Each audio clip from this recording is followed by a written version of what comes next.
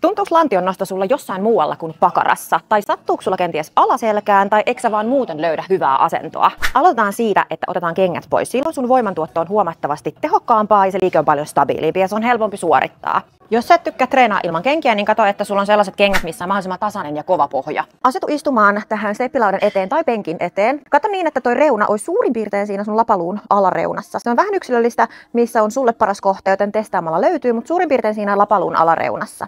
Nyt kun me tehdään pakarapainotteista, niin jalkojen asennon lähtökohtaisesti sä pystyt löytämään niin, että sä laitat tämän jalan polven kohdalle ja toinen jalka siihen viereen.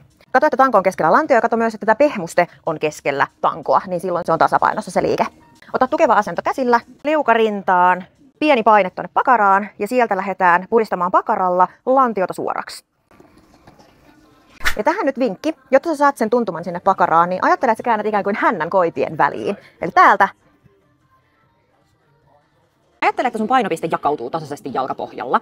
Yhtä paljon painoa isovarpaalla, pikkuvarpaalla että kantapäällä. Pidä huoli, että sun kantapää ei irtoa lattiasta eikä varpaat. Yleisimmät versiot, mitä lantionnostossa tehdään, on lyhyt liikerata ja pitkä liikerata. Mä ohjelmoin molempia mun valmennettaville, mutta tärkeintä on se, että sen minkä sä valitset, niin pysy siinä ja koita siinä saada sitä progressiota, eli nousujohteista treeniä. Eli ekaksi tää lyhyt liikerata, eli niin, että tanko ei osu välissä lattiaan, kun taas sit pitkässä liikeradassa, niin haetaan se liike tuolta lattialta asti. Oikeanlainen hengitystekniikka on myös todella tärkeä osa liiketekniikkaa. Ota tää kanava seurantaan, jos sä haluat nähdä videon, miten sä hyödyt hengitystekniikasta. Toivottavasti näistä oli sulle jotain apua ja yksilöllisempää ohjausta sä saat mun valmennuksessa.